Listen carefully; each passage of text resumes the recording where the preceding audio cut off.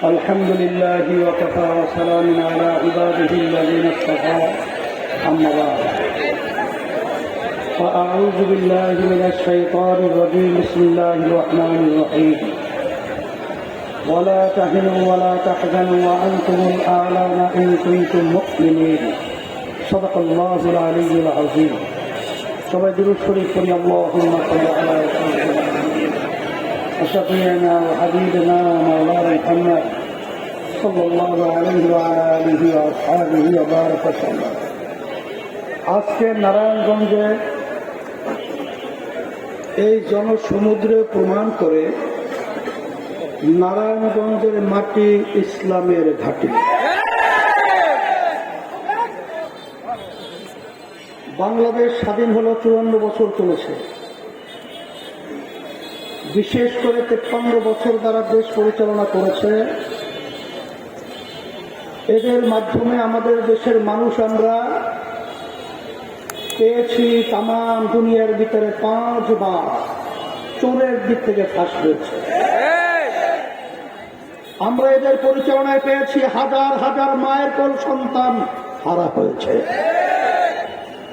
আমরা এদেশে পেয়েছি ক্ষমতার মসনদে চেয়ারে বসে আমাদের দেশের টাকা পাচার করে বিদেশে বেগম পাড়া তৈরি করেছে। আপনারা দেখেছেন কিছুদিন আগের সদ্য আওয়ামী লীগের ভূমিমন্ত্রী শুধু লন্ডনই তার বাড়ি পাওয়া গেছে প্রায় 350-র মতো। 5ই আগস্ট এ দেশ অভ্যুত্থান হয়েছে, হাজার হাজার মায়ের কোল সন্তান হারা হয়েছে। বাংলাদেশের বহু মানুষ পঙ্গু হয়েছে, চক্ষু হারিয়েছে।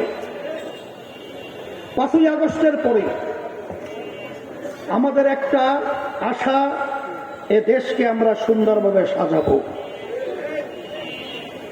আমাদের দেশ স্বাধীন হিসাবে আমরা বাংলাদেশে বসবাস করব।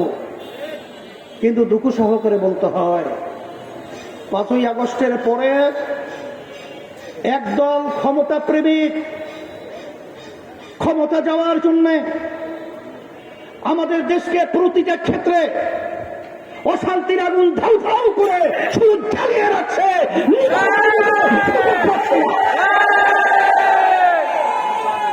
আমি বিশেষ করে বলবো যারা ক্ষমতা প্রেমিক রয়েছেন, সদ্য 5ই আগস্ট জুলাই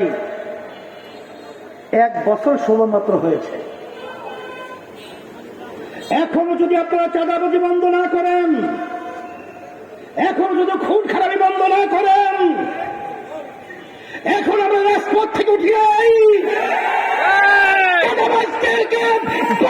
সাগরে নিক্ষেপ করতে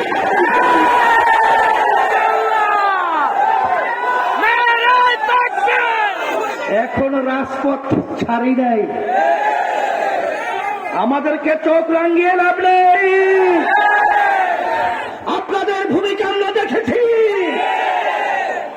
বারবার, আর আমরা সোহাগের মতো পাথর মেরে আমাদের বাংলাদেশের সন্তানকে পারবে আর আমাদের চাই না।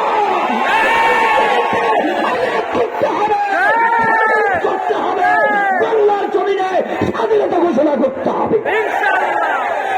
সাথে সাথে আমি সকলকে আহ্বান জানাবো, 5ই আগস্টের পরে